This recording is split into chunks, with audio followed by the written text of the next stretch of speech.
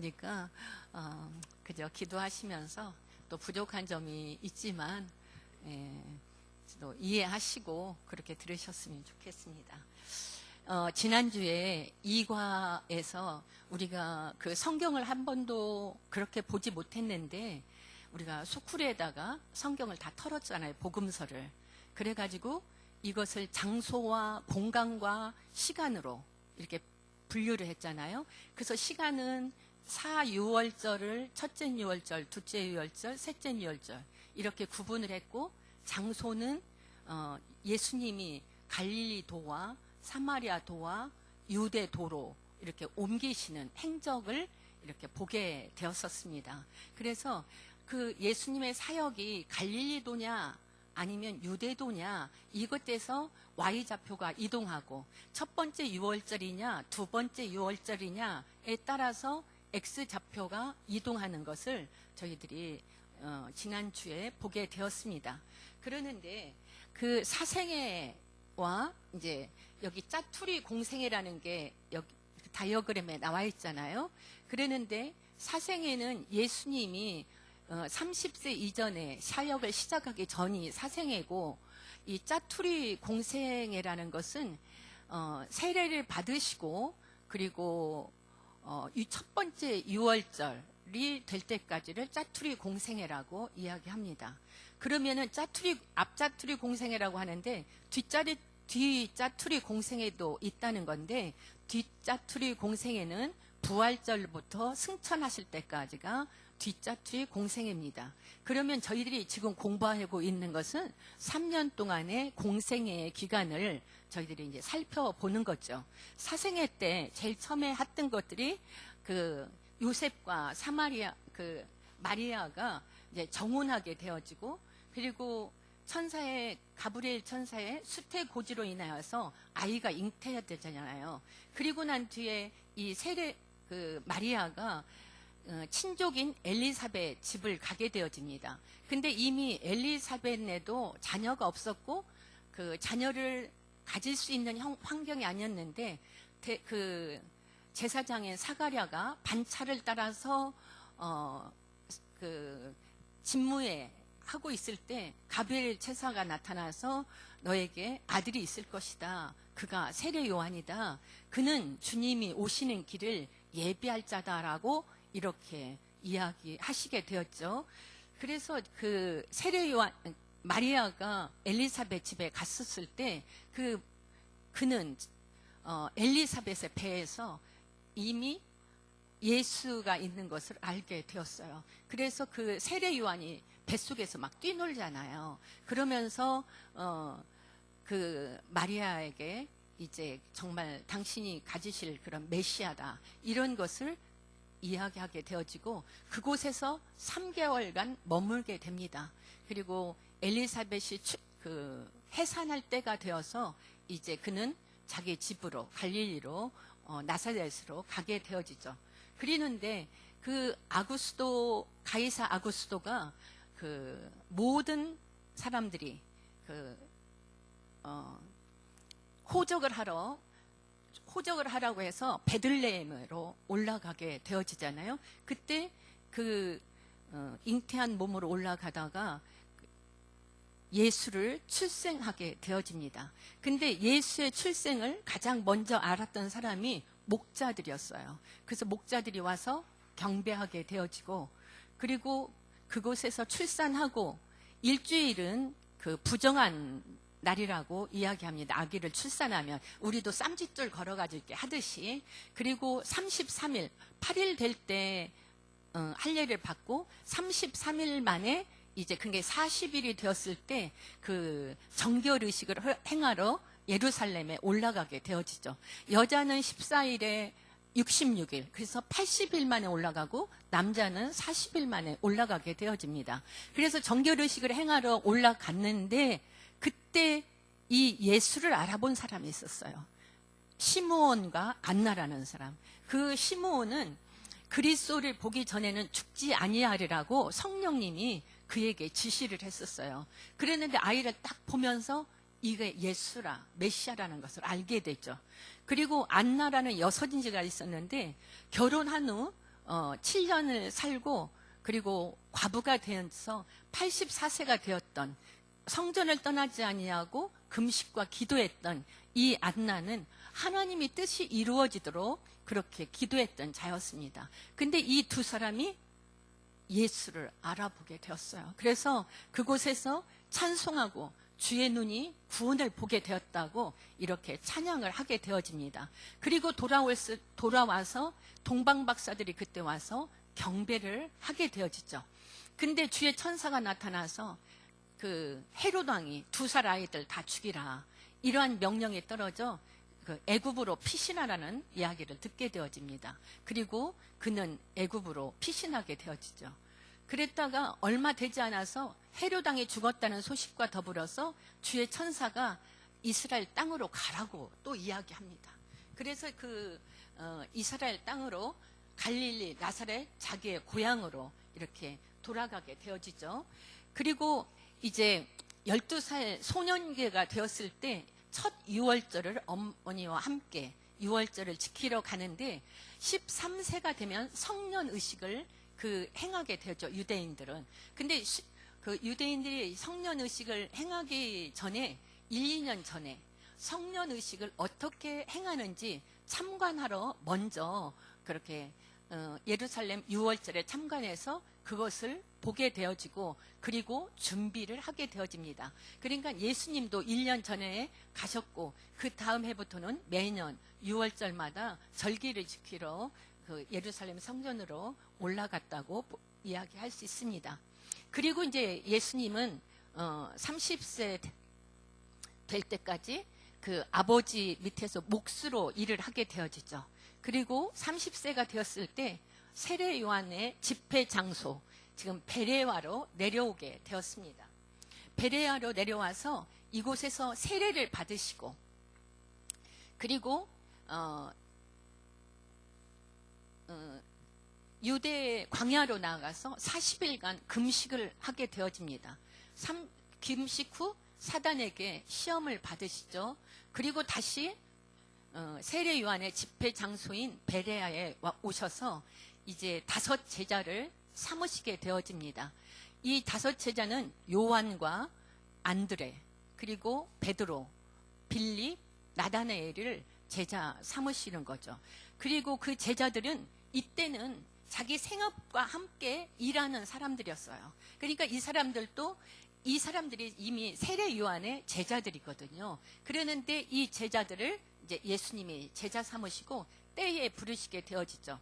그래서 이때 제자들과 함께 이제 갈릴리로 올라가게 되어집니다. 이제 유월절을 지키러 왔으니까 어머니, 동생들, 그리고 이 제자들과 갈릴리로 올라가는 중에 가나의 혼인잔치에서 물이 포도주로 되는 이러한 첫 가나 혼인잔치를 기적을 베풀게 되죠. 이적을 베풀게 되었죠.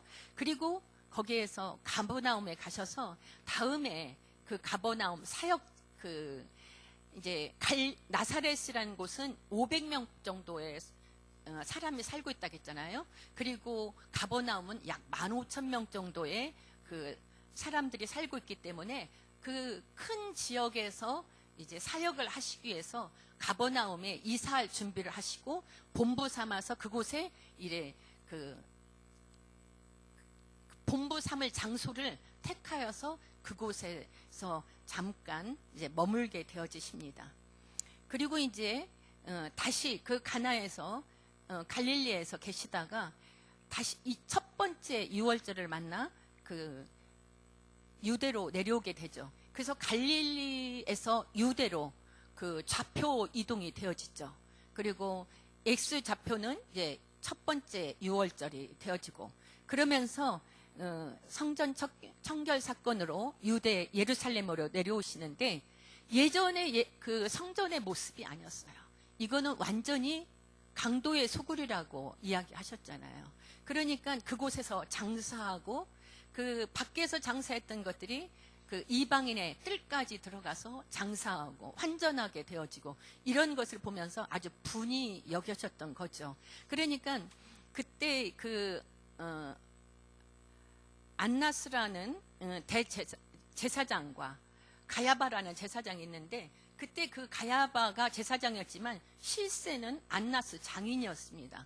그러니까 이들이 그 모든 것을 장악한 가운데 이득을 취하게 되어지고, 그래서 그가 이렇게 아버지 집을 장사하는 집으로 만들지 말라.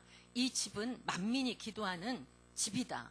이렇게 이제 다 모든 것들을 뒤에 엎으시잖아요.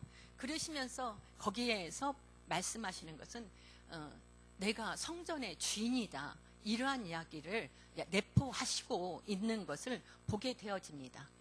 그리고 첫 번째 6월절 지나시고 8개월간 예루살렘에 머무십니다. 예루살렘에 머무시면서 하시는 것이 이제 이적과 말씀을 전하게 되어지죠. 그래서 이 말씀을 들었던 니고데모가 범상치 않은 예수님을 보게 되죠. 하나님이 아니시고는 당신은 이런 기적을 행할 수가 없습니다. 그러면서 이제 그 바리새파의 어떤 그 바리새파인의 대표로 이가 예수님을 찾아왔어요. 그래서 거듭나야 된다. 그러면 모태 배에 들어가야 되나요? 이런 얘기를 하는데 그것이 아니라 거듭나는 것은 이제 성령이 임하시고 이렇게 되어야 너희가 거듭날 수 있다. 이러한 이야기를 이제 하시게 되어집니다. 그리고 그곳에서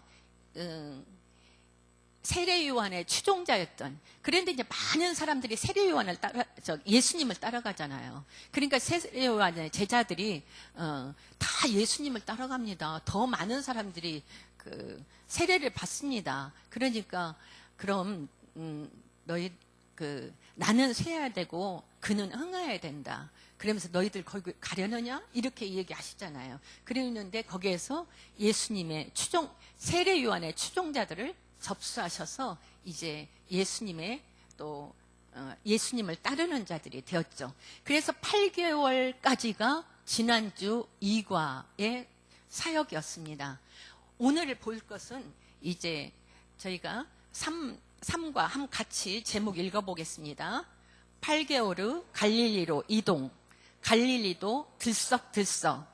그러니까 8개월 동안 6월절을 지키시고, 그리고 6월절에 머물르셨다가 예루살렘에 머물르셨다가 이제 갈릴리로 이동하게 되어지니까 갈릴리 사람들도 이미 다 듣잖아요. 6월절을 지키러 예루살렘에 갔던 이들이 6월절에 행했던 그 일들을 다 보았다는 것입니다. 보았기 때문에 이제 갈릴리도 예수님이 오신다니까 그들은 너무 좋은 거잖아요. 그래서 이제 갈릴리도 들썩들썩. 그래서 거기 언제까지냐면 공생의 제1년 12월경부터 제2년 6월절까지입니다.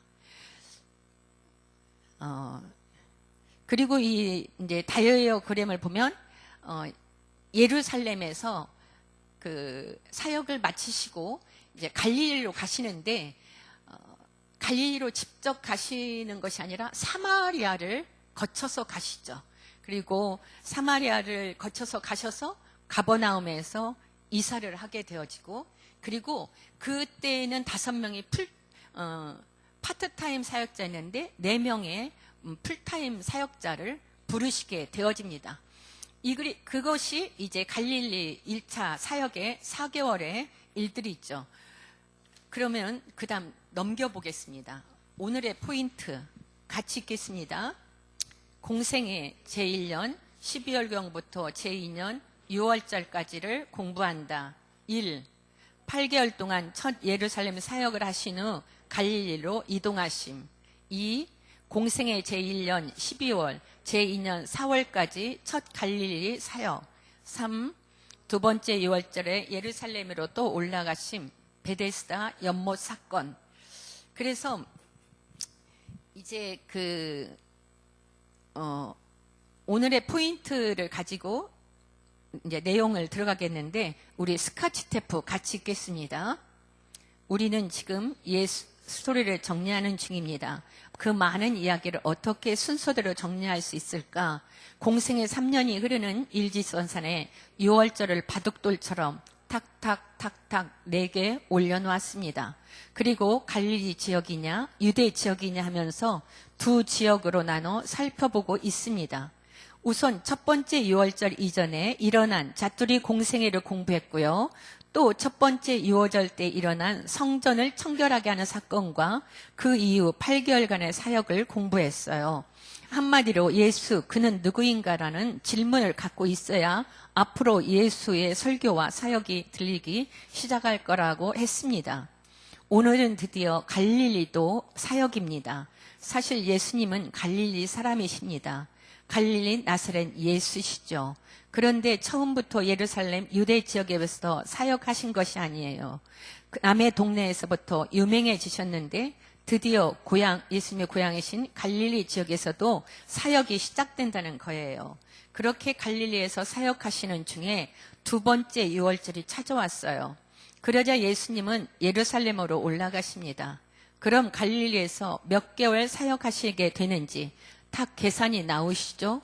12월경에 올라가셨다는 6월절 4월에 또 예루살렘에 가시니까 4개월 동안인 거죠. 그럼 이 4개월 동안 갈릴리에서 어떤 일이 일어났을까요? 유대 지역에서 세례 요한의 청중들을 인수하시고 영향력 있는 사역을 하셨는데 예수님이십니다. 이제 갈릴리에서는 어떤 일을 하실까요? 하여튼 들썩들썩 대단한 일이 일어날 것 같은 감 잡히시죠? 바로 그걸 오늘 공부할 거예요. 정말 갈릴리, 유대, 예루살렘 이 두 지역에서 나눠 놓는 게 얼마나 중요한지 보이시죠? 자, 그럼 어디서부터 이 이야기 실마리를 풀어나가야 할까요? 지난주에 탁 필름이 끊긴 곳에서부터 어디였는지 기억나시죠?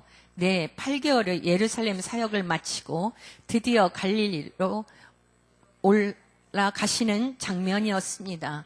8개월 정도 사역하시다가 왜 예수님은 유대 예루살렘 지역을 떠나시기로 결정하시는지 그 얘기부터 시작해 볼게요. 여기에서 조금 정리할 부분이 있는데 41쪽 제일 위에 12월경에 올라가셨다 이렇게 했잖아요.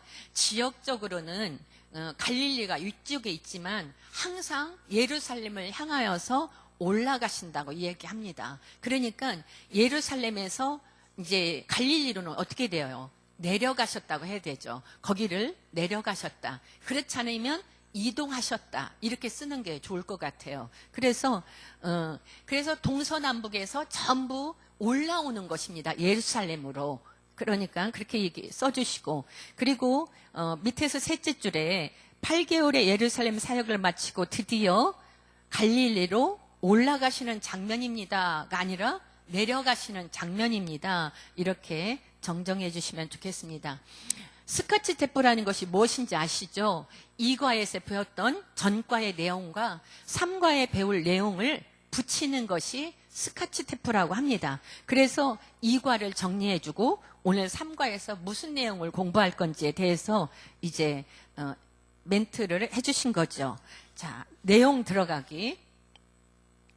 1번 같이 읽겠습니다. 8개월 동안 첫 예루살렘 사역을 하신 후 갈릴리로 이동하심. 그러는데 예수님이 8개월 동안 예루살렘에서 사역하셨다는 것을 어떻게 알 수 있는가? 이제 이러한 생각을 여러분들도 가질 수 있지 않겠습니까? 요한복음 4장 한번 펴보시겠어요?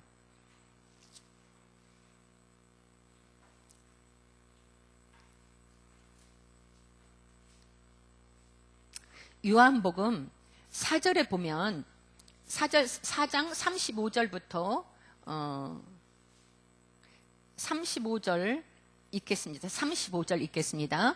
너희는 넉 달이 지나야 추수할 때가 이르겠다 하지 아니냐느냐? 그러나 나는 너희에게 이르노니 너희 눈을 들어 밭을 보라. 희어져 추수하게 되었도다. 그러니까 예수님이 그 6월절이 지나게 되어지면 6월절과 더불어서 맞물리는 게 무교절이잖아요. 그래서 6월절 그 다음 날부터 무교절이 진행이 되어집니다.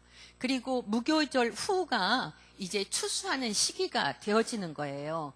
그러니까 여기에서 넉 달이 지나야 추수할 시기가 됐다라고 이렇게 되어지면 지금이 어느 때예요? 12월이라는 거잖아요. 그러니까 예루살렘에 6월절을 지키고 12월까지 있었다. 그래서 그 시간은 8개월에 예루살렘에서 사역을 하셨고, 이제 갈릴리로 내려온 시간은 4개월 동안의 시간이다. 그래서 첫 6월절에 갈릴리를 떠나서 예루살렘으로 오셨다가 이 사마리아에 계신 그때가 바로 12월이었다는 거예요. 그게 올라가면서 사마리아를 통과하게 되었는데 그때가 12월이었다라는 것을 우리는 또 이해하고 넘어가면 되겠습니다. 자, 이동 1, 방가로 1번 이동하시도록 만든 상황. 양가로 1번 거기 불러드릴게 쓰세요. 바리새파 사람들이 예수님과 사역의 주목. 예수님과 사역의 주목. 사역 초기에 그들을 자극하고 싶지 않으심. 사역 초기에 그들을 자극하고 쉽지 않으심. 그러니까 이 말씀은 바리새파 사람들하고 아직 내가 해야 할 일들이 있기 때문에 문제를 발생하고 이러한 것으로 인해서 계속 그런 어려움을 겪고 싶지 않으셔서 예수님은 그들을 자극하고 싶지 않았다는 것입니다. 바리새파 사람들이 예수님과 사역의 주목, 사역 초기에 그들을 자극하고 싶지 않으심. 막 이런 일들이 이루어지고 성전을 뒤엎고 하니까 이제 바리새파들은 긴장하잖아요. 서기관들이라든지 제사장들이. 그래서 계속 예수님이 무슨 일을 하는지 주목하고 계셨다는 거예요. 그러는데 그들을 자극하고 싶지 않으셨다는 것입니다. 사역 초기에는. 2번, 세례 요한이 투옥됨.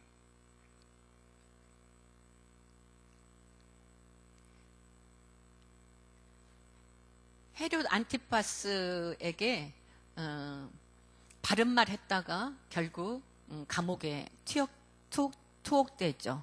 그래서 투옥됨, 세례 요한을 따르던 군중들, 상황 정리할 수 있는 시간을 줌.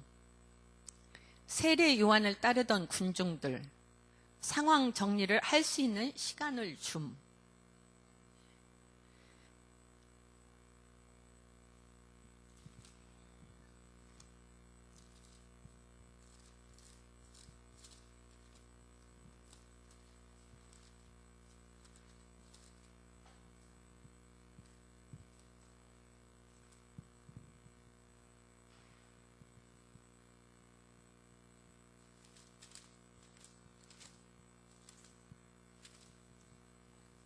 누가복음 1장에 보면 그 세례 요한을 그 천사 가브리엘 천사가 이야기할 때 엘리야의 심령과 능력으로 주 앞에 먼저 와서 아버지의 마음을 자식에게 거스리는 자를 의인의 슬기에 돌아오게 하고 주를 위하여 세운 백성을 준비하라. 이것이 세례 요한이 왔을 때 할 일입니다. 누가복음 1장 17절에 있는데 이게 세례 요한이 할 일인데, 세례 요한은 예수님이 오셔서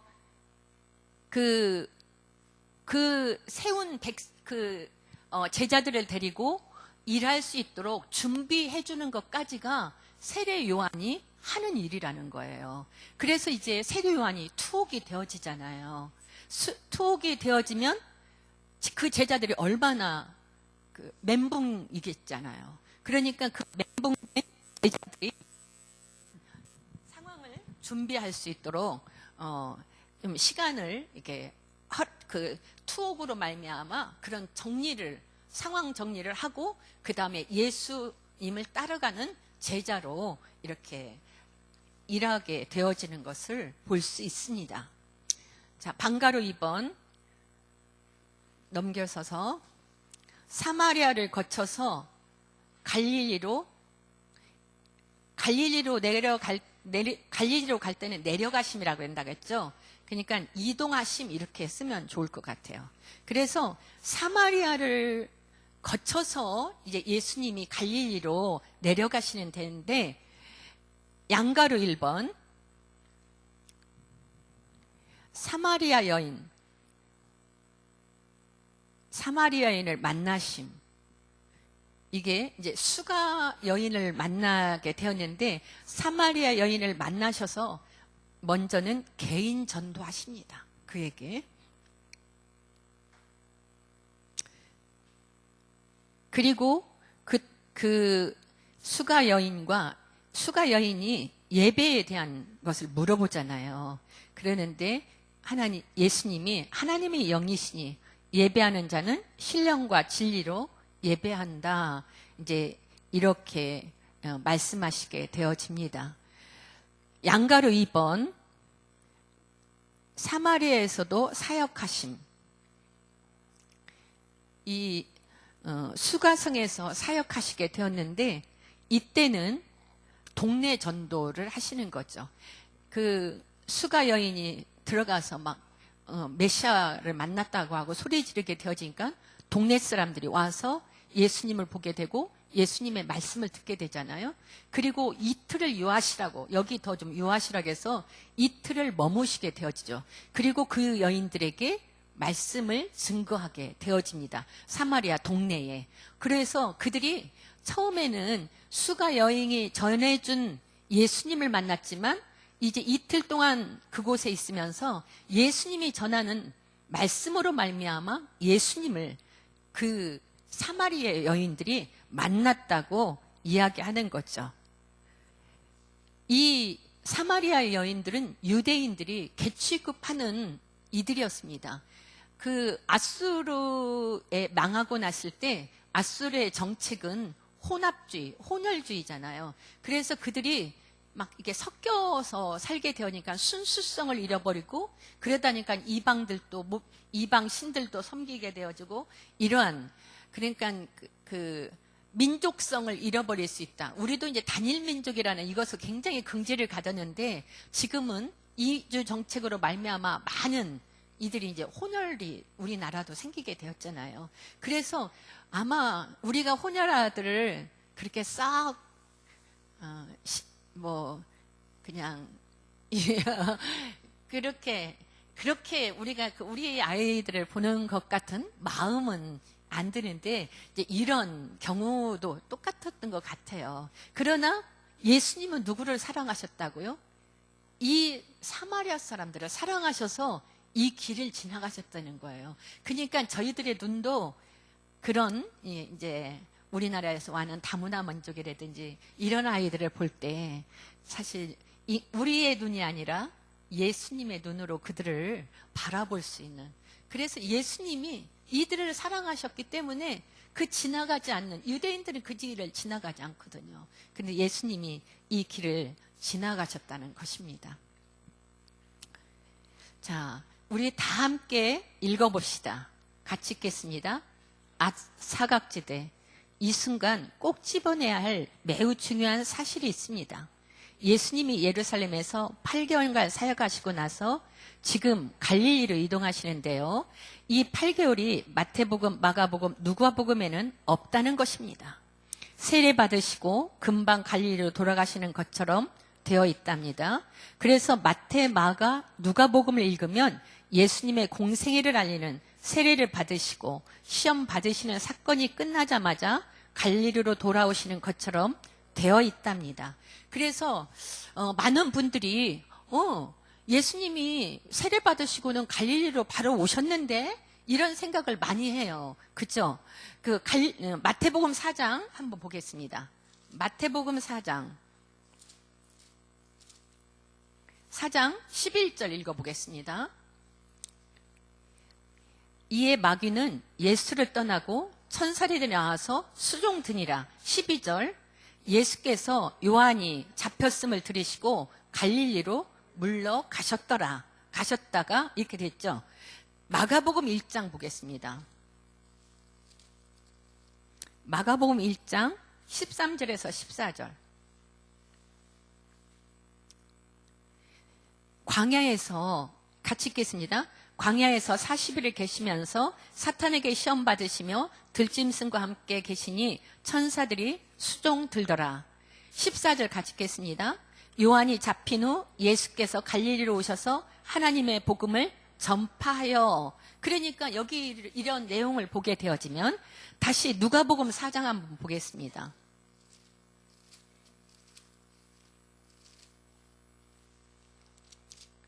누가복음 4장 13절에서 14절, 13절, 14절 같이 읽겠습니다. 마귀가 모든 시험을 다한 후에 얼마 동안 떠나니라. 예수께서 성령의 능력으로 갈릴리로 돌아가시니 그 소문이 사방에 퍼졌고. 그래요. 그러니까 이 요한복음, 이 복음서는 마태, 마가, 누가는 공감 복음이라고 합니다. 그리고 요한복음은 공감복음이라고 이야기하지 않아요. 요한은 90세에, 그러니까 AD 100년에 그 반모섬에서 이 요한복음을 기록하셨어요. 그 반모섬에 유배되었을 때가 85세거든요.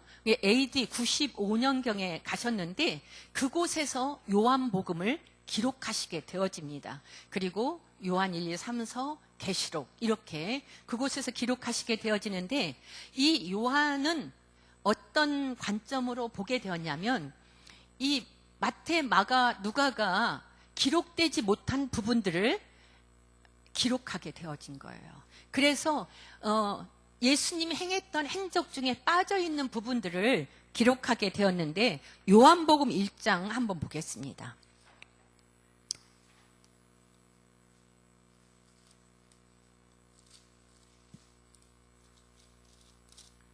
요한복음 1장 35절. 요한복음 1장 35절부터 45절까지 같이, 요한복음 1장 35절에서 45절까지 같이 읽겠습니다. 또 이튿날 요한이 자기 제자 중 두 사람과 함께 섰다가 예수님이 거니심을 보고 말하되 보라 하나님의 어린 양이로다. 두 제자가 그의 말을 듣고 예수를 따르거늘 예수께서 돌이켜 따르는 것을 보시고 물어 이르시되 납비 무엇을 구하느냐. 이르되 납비 어디 계시오니까니 납비는 번역하면 선생이라.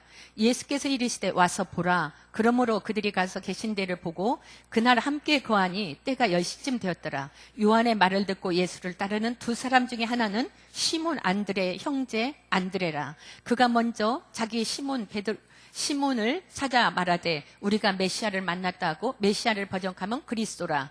데리고 예수께로 오니 예수께서 보시고 이르시되 내가 요한의 아들 시몬이니 장차 게바라하리라 하시니라. 게바를 번역하면 베드로라. 이튿날 예수께서 갈릴리로 나가려 하시다가 빌립을 만나 이르시되 나를 따르라 하시니 빌립은 안드레와 베드로와 한 동네 베세다 사람이라. 빌립이 나사렛을 찾아 이르되 모세가 율법에 기록하였고 여러 선지자가 기록한 그 일을 우리가 만났으니 요셉의 아들 나사렛 예수니라. 이 내용이 새 복음서에는 없다는 것입니다. 그러니까 5 제자를 삼으셨다는 건 우리가 그냥 복음서를 보게 되어지면 4제자를 부르신 것은 볼 수 있어요. 그러는데 12제자를 부르셨다고 되어 또 있거든요. 그러니까 12제자를 한꺼번에 부르신 걸로 알고 있는데 여기에 보면은 이미 5제자를 먼저 부르셨다. 이 내용을 볼 수 있죠. 그리고 이번에 가나의 혼인잔치, 가나에 올라가면서 그 물이 포도주 되는 사건이 있었잖아요. 이것도 다른 복음서에는 없습니다. 3절에 보면은 예수에게 니고데모가 찾아와서 물어보는 거잖아요. 네. 내가 당신은 하나님께서 오신 선생인 줄 아는데 그리고 이런 표적은 아무도 행할 수 없습니다. 그러니까 예수님이 거듭나지 아니하면 볼 수 없다. 이런 얘기를 하시면서 니고데모와의 대화를 하시고 그리고 난 뒤에 하나님이 세상을 이처럼 사랑하사 이 이야기를 니고데모에게 하시는 거예요. 예. 그러니까 이러한 내용이 다른 복음서에는 없는데 요한복음에 기록되어 있다는 것입니다. 그리고 사마리아 여자와 말씀하시는 그런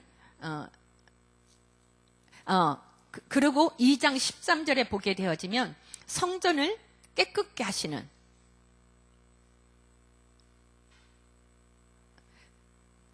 2장 10절에 성전을 깨끗게 하시다.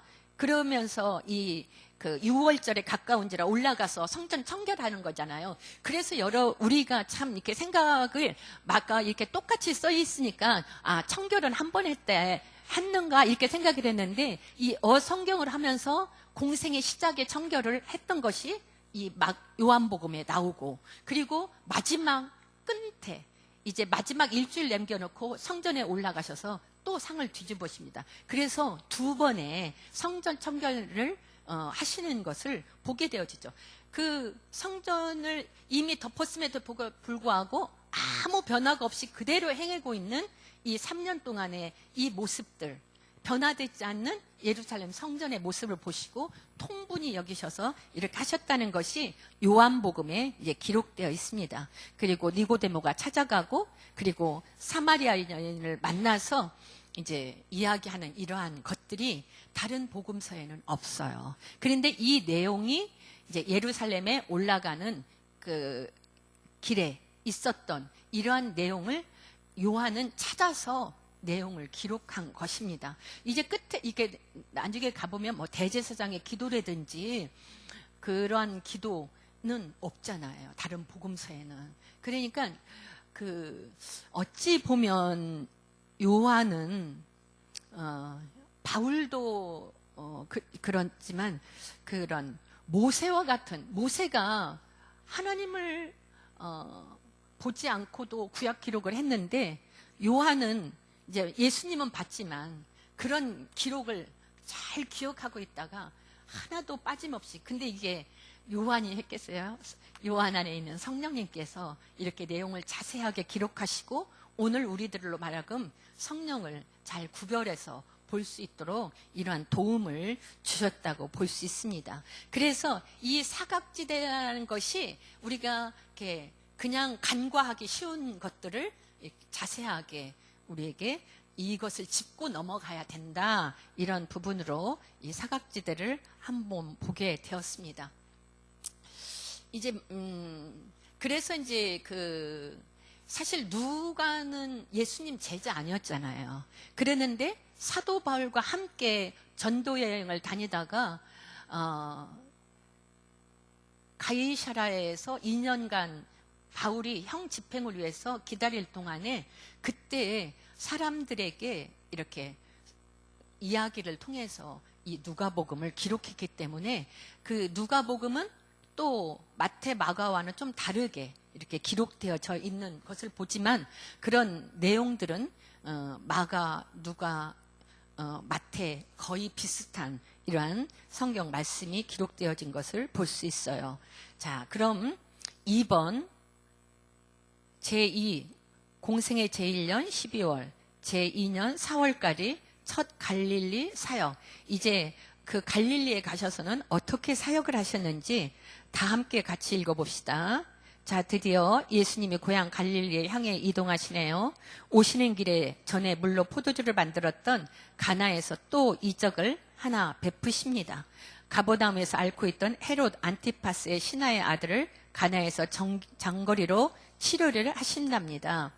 예수님이 감회가 있으시겠죠. 오랜만에 고향을 향해 들어오시다니 말입니다. 느낌이 나세요. 몇몇 예수님의 제자들도 함께하고 계셨겠죠. 어쩌면 이때 첫 5명의 제자 이외에 제자들이 더 있었을지도 모릅니다. 예수님은 옛날 갈릴리 나라에서 청년이 아닌 거 아시죠? 유명해지셨거든요. 세례 요한 이상으로 많은 사람들에게 알리셨습니다. 분위기 아시겠죠? 고향 나사렛 동네 어수선합니다. 동네 모든 사람들이 모이는 안식일 날 회당 분위기는 어땠을지 상상이 되어야 합니다. 예수님이 이동하시면서 사마리아에도 들어가시고 그리고는 그 헤롯 안티파스의 아들을 고치게 되어지죠. 이것이 이제 두 번째 표적이라고 갈릴리에서 행한 표적이라고 이야기할 수 있습니다.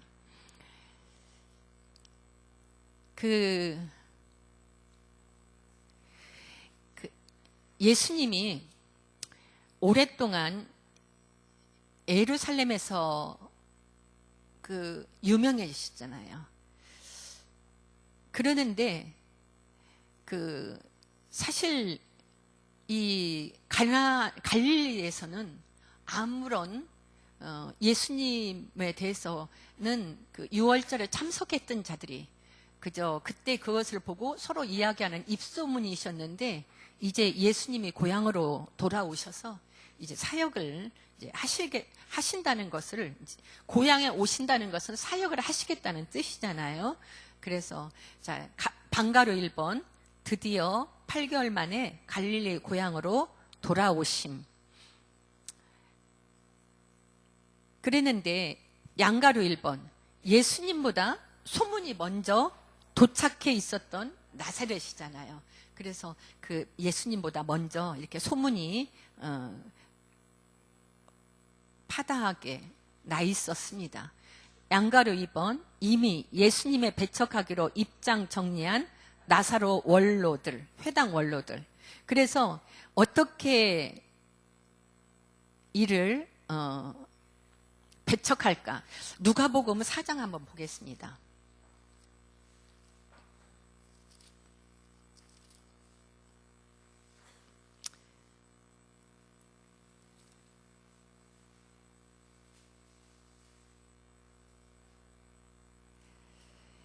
예, 16장 18절까지 19절까지 같이 읽겠습니다. 예수께서 그 자라나신 곳 나사렛에 이르사 안식일에 늘 하시던 대로 회당에 들어가서 성경을 읽으려고 서심해 선지자 이사야의 글을 드리거늘 책을 펴서 이렇게 기록된 대로 찾으시니 곧 주의 성령이 내게 임하셨으니 이는 가난한 자에게 복음을 전하게 하시려고 내게 기름을 부으시고 나를 보내사 포로된 자에게 자유를, 눈먼 자에게 다시 보게 함을 전파하며 눌린 자를 자유롭게 하고 주의 은혜의 해를 전파하게 하시려 하심이라 하였더라. 이러한 이야기를 이제 회당에서 읽으시게 되었습니다. 그랬더니 22절 같이 읽겠습니다. 그들이 다 그를 증언하고 그 입으로 나오는 바 은혜로운 말을 놀랍게 여겨 이르되 이 사람이 요셉의 아들이 아니냐, 이렇게 들었지만 이는 요셉의 아들 아니야? 목수 아들이잖아. 이렇게 입장이 정리되었어요. 그래서 23절 예수께서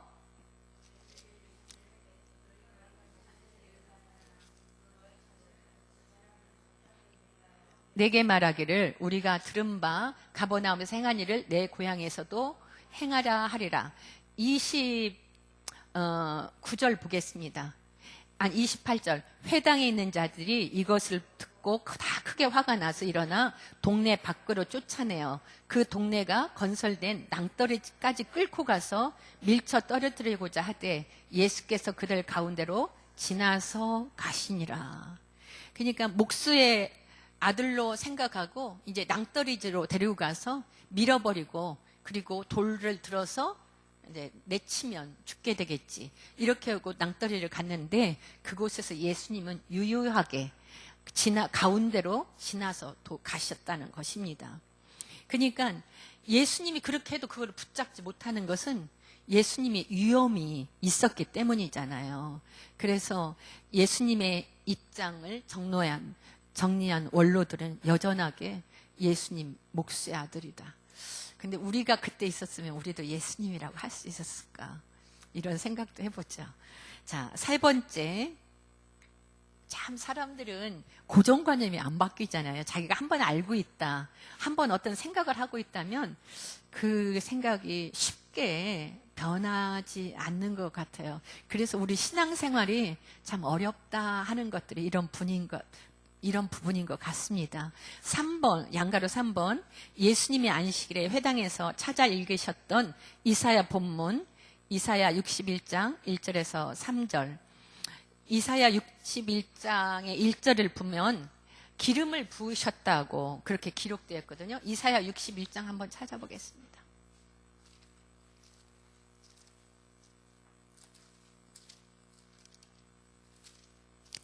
61장 같이 읽겠습니다.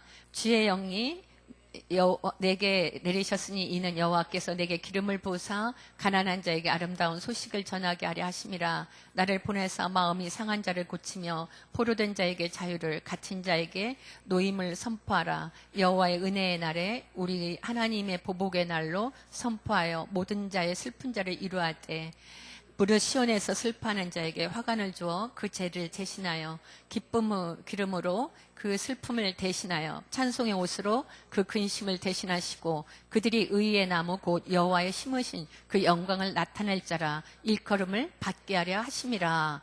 이제 이렇게 이사가 예언했던 말씀이 누가복음 4장에 응하게 되었던 것을 보게 되어집니다.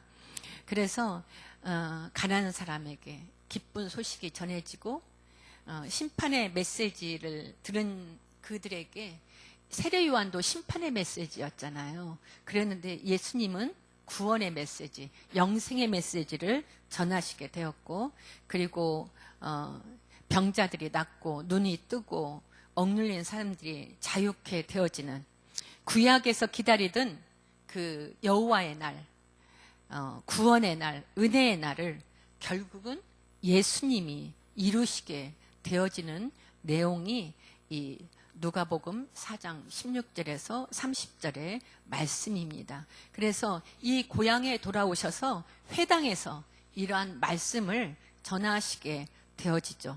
그러나 그곳에서 오랫동안 사역하시지 못하고 가버나움으로 이사하시게 되어져요. 고향에서 환영받는 사람이 없다, 그런 얘기를 하시고, 여기까지 하시고 잠깐 쉬겠습니다.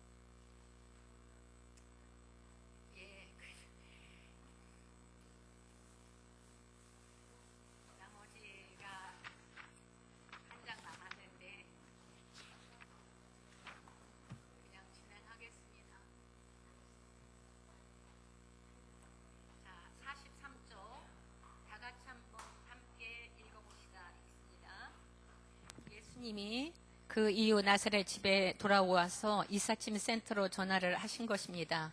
가버나움으로 이사 가시는 겁니다. 첫 유월절에도 어머니랑 형제들이랑 5 제자가 며칠 동안 머물렀던 장소 기억나시죠? 바로 그곳으로 이사 가시려고 준비하십니다. 그러니까 세례 요한에게 세례를 받으시고, 그리고 이제 그 어머니랑 올라가게 되어지잖아요.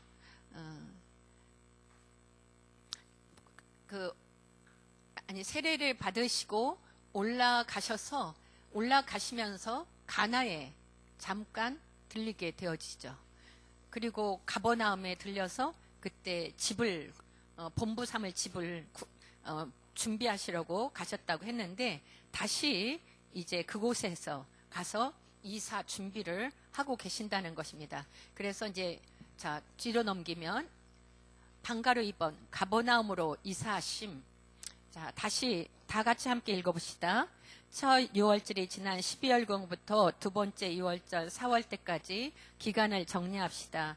이때 예수님은 가버나움으로 이사 가셔서 그곳에서 본부로 삼고 드디어 첫 갈릴리 활동을 하십니다. 예수님은 대중사역을 하시면서도 한편 사역팀이 있어야 한다는 사실을 보여주십니다.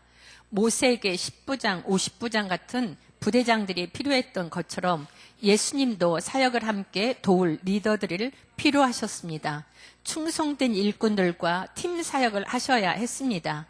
한 사람씩 단계적으로 접근해 들어가시면서도 지도자 훈련도 하시는 모습을 놓치면 안 됩니다. 예수님은 갈릴리 대중사역을 하시면서도 측근에서 예수님의 사역을 도울 리더들을 견고하게 세워나가시는 일을 소홀히 하지 않으시는 거예요. 자, 보실까요?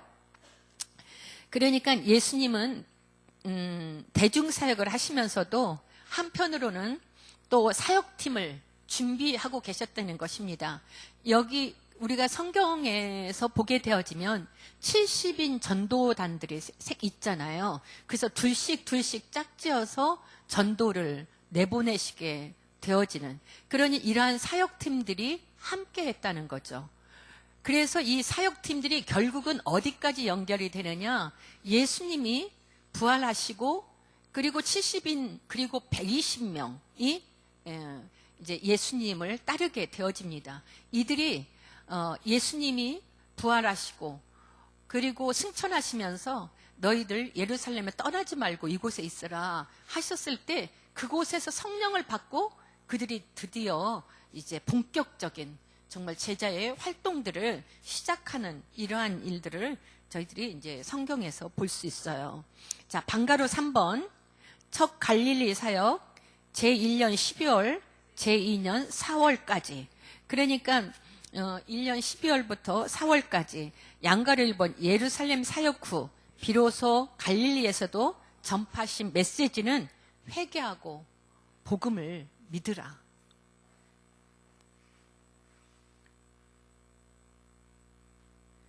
회개하고 복음을 믿으라.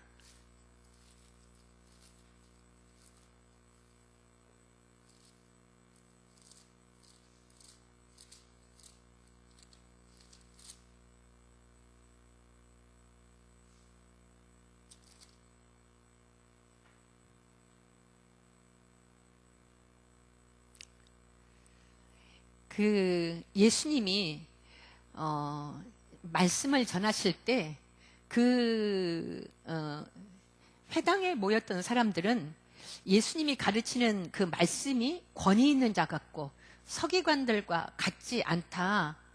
그러면서 나사렛 예수여, 당신은 누구십니까? 이렇게 물어보는 이러한 일들을 보게 되어집니다. 그랬는데 이 예수님이 말씀하시는 것은 권위 있는 새 교훈이었다는 것입니다. 그래서 그 귀신들에게 명할 때 순종하고 그들이 떠나는 것, 그러면서 이러한 사역들이 갈릴리 사방에 퍼지게 되었다는 거죠. 자, 양가로 2번 제자들을 다시 부르심.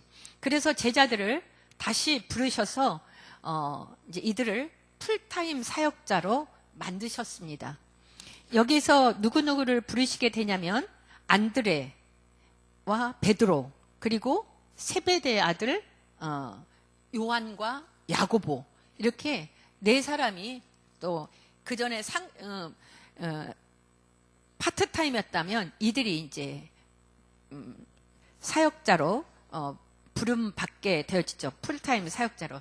그러는데 이 일을 행할 때에 무엇을 먼저 행하셨냐면 베드로의 장모가 고침받게 되어집니다. 시몬의 그 장모 열병이 떠나가게 되어지잖아요.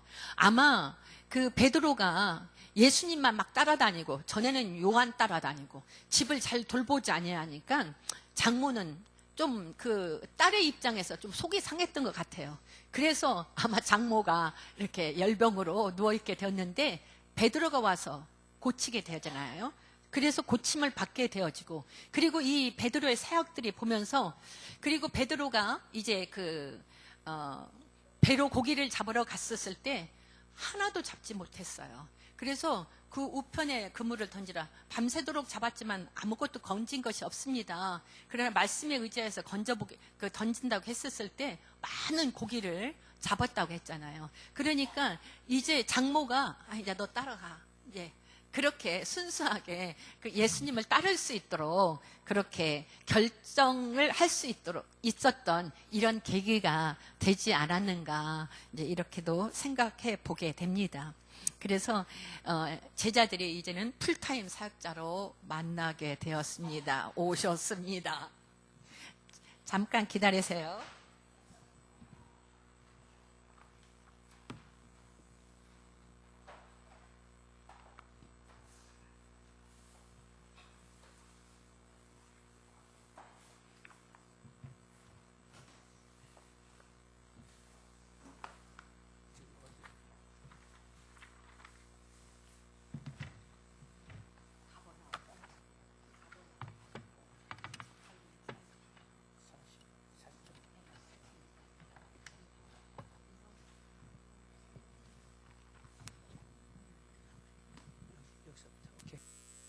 예. 자, 44쪽 1번 예루살렘 사역과 비로소 갈릴리에서도 전파하신 메시지 회개하라 천국이 가까웠느니라. 예, 2번 보겠습니다. 양가로 2번 제자들을 다시 부르심 마가복음 1장 16절로 20절 보겠습니다.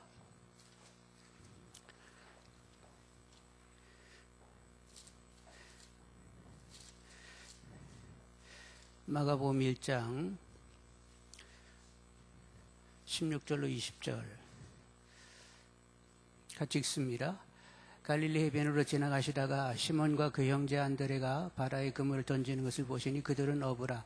예수께서 이르시되 나를 따라오라. 내가 너희로 사람 낚는 어부가 되게 하리라 하시니 곧 그물을 버려두고 따르니라. 이제 그게 이제 시몬과 안드레가 그렇고, 그 밑에 19절에는 요한과 야고보가 그물을 버려두고 이렇게 따르게 되지요.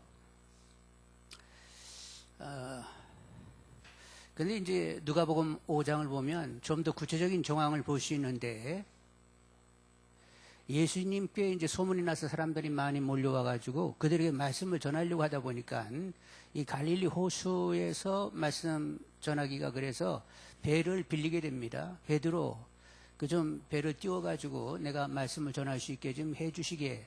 그래서 이제 배를 띄우고 말씀을 전한 다음에 그러면 깊은 데로 가가지고 그물을 던지라고 해요. 그래서 많은 고기를 잡았습니다. 그리고는 이제 많은 고기를 잡고 돌아와서 나를 따르라고 한다는 말이죠. 그런 정황이 있었어요. 그러면 예수님께 사람들이 많이 몰려왔는데 제자들은 밤새 고기를 잡고 아침에 이렇게 그물을 수리하고 깁는다? 그러면 예수님하고 이렇게 전적으로 동행하는 것이 아니잖아요. 근데 이 제자들은 어디서부터 만났다고? 요단 동편 배려에서 5 제자를 거기서 만났다고 했어요. 근데 지금 예수님이 사역하는데 고기를 잡고 아침에 예수님 말씀 전하려고 하는데, 사람들이 몰려와서 말씀 전하려고 하는데 그물을 깁는다? 그럼 이렇게 계속 동행하지 못한 거잖아요. 그럼 지금까지는 무슨 타임? 파트타임으로 일을 했던 거예요. 이제는 이제 전적으로 풀타임 사역자로 초청을 하신 것입니다. 그래서 양가로 3번 보면 이 즈음 가버나움에서 어느 안식일에 일어난 일들인데 마가 1장을 여러분 펴셨으니까 21절 보시면 21절 그들이 가버나움에 들어가니라 예수께서 곧 안식일에 회당에 들어가 가르치심에 이제 가버나움 회당에서 말씀을 전하시게 되었습니다. 근데 거기서 더러운 귀신 들린 사람이 있었어요. 근데 24절에 보니까 나사렛 예수여 우리가 당신과 무슨 상관이 있나이까? 우리를 멸하러 왔나이까? 나는 당신이 누구인 줄 아오니 하나님의 거룩한 자니이다. 귀신은 예수님이 누군지 알아요? 몰라요? 알아요. 거룩한 이시의 아들이라고 우리를 멸하러 왔다고 내가 잘 안다고 귀신은 아는데 누구는 몰라? 사람은 몰라요. 그래서 예수님께서 쫓으시게 되었습니다. 명한즉 그가 순종하면서 떠나가게 되었어요. 그래서 27절에 보니까 어떻게 됐어요? 다 놀라 서로 물어 이르되 이는 어찌미냐 권세 있는 새 교훈이 이르다 더러운 귀신들에게 명령한 즉 순종하는도다. 예수님이 명령했더니 귀신들이 막 순종했어요. 여러분이 명령하면 순종하지 않아? 예수의 이름으로 명하면 순종이 돼야 돼. 근데 순종이 안 되면 나는 지금 누구로 사는 거예요? 나로 사니까 순종이 안 되는 것이지 주로 정확히 살고자 하면 우리 안에 권세가 있어서 예수 이름으로 명하게 되면 순종하게 되는 줄 압니다. 이런데 귀신 들린 사람이 막 뛰어들어가지고 막 난리 부려가지고 우리가 한 사람씩 예수 이름으로 이렇게 쫓아봐야 돼. 그럼 우리 신앙을 알겠죠? 사도 바울이 말씀을 전하는데 스게와의 제사장이라는 이가 아들 7이 있었는데 그들이 귀신을 쫓았어요. 바울이 믿는 예수 이름 명하노니 귀신아 떠나가라 그랬더니 이 귀신이 정색을 하면서 내가 바울도 알고 예수도 아는데 너는 뭐지? 그리고 막 덤벼들어가지고 그냥 두들겨 패가지고 착 신어서 막 옷이 찢겨가지고 도망갔다는 거예요. 만약 여러분 앞에 이렇게 그런 사람이 나타나면 여러분이 예수 이름 명하노니 떠나가라 하면 어떻게 나올 것 같아? 웃기고 있네. 이러든지 알았어요 하고 그냥 싹 도망가든지 둘 중에 하나라는 말이요. 하여간 귀신 들린 사람을 웃기지 말고 무서워서 막 도망가는 이런 역사가 일어나기를 원합니다. 자, 이제 가버나움에서 이렇게 귀신 들린 사람을 고쳐주게 되었고 29절 보시면 회당에서 나와 곧 야고보와 요한과 함께 시몬과 안드레 집에 들어가시니 누구네 집에 갔어요? 예. 이 안드레라고 하면 시몬이 서운하지. 시몬의 집에 들어갔지. 그래서 이제 30절 시몬의 장모가 10병으로 누워있는지라. 근데 10병이 걸려가지고 장모님이 계셨어요. 그래서 예수님께서 손을 잡아 일으키시니 10병이 떠나갔습니다. 그리고 그 여자분이 점심을 공개하게 되었어요. 그리고 이제 소문이 쫙 나면서 저물어 해질 때 32절 저물어 해질 때 모든 병자와 귀신 들린 자를 예수께 데려오니 온 동네가 그 문 앞에 모였더라. 베드로 집 문 앞에 다들 모였습니다. 근데 예수님께서 각종 병든 많은 사람을 다 고치시고 많은 귀신을 내쫓으시되 귀신이 자기를 알므로 그 말하는 것을 허락지 아니하니라. 그래가지고 이제 베드로 장모가 고쳐지고 그리고 많은 사람을 이렇게 고치시게 되니까 그동안에 장모가 조금 사위한테 서운했어요. 언제는 또 세리와 안에 뭐 제자가 되겠다고 막 그 요단 동편 베레아까지 막 쫓아가고 고기는 안 잡고 막 이랬어가지고 우리 사위는 왜 이렇게 정신없이 그냥 고기는 안 잡고 생업에 충실하지 않고 뭘 그렇게 이리저리 쏴다니 싸는지 모르겠네. 그런데 이제 세리와는 이렇게 옥에 갇히게 되고 이제 예수님이 사역하니까 또 거기를 또 쫓아간다고 간간히 얘기를 했던 거예요. 그래서 이놈의 사회는 언제 제정신 철이 들라나 뭐 이러고 있었는데 예수님에 의해서 자기가 10병이 고쳐지고 자기 집 문 앞에서 막 병든 사람 귀신들이 싹 고쳐지게 되니까 장모 마음이 변했어요? 안 변했어요? 우리 사회가 따라가긴 따라가야 되는 깁니다.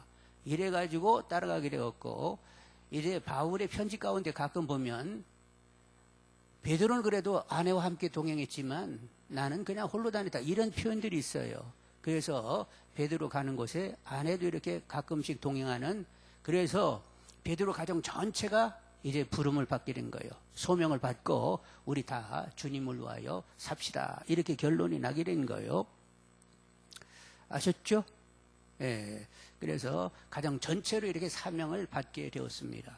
그래서 이 베드로의 장모가 열병이 고쳐지고 그 집 문 앞에서 각색병 든 사람과 귀신 들린 사람이 고쳐지는 일이 일어나게 되었던 거지요. 자, 다음 페이지 양가로 4번 봅니다. 그 온 갈릴리를 순회 전도하여 갈릴리를 공략하심. 지금 이제 마가복음을 피웠으니까 마가복음을 주로 보겠습니다. 35절 보면 35절.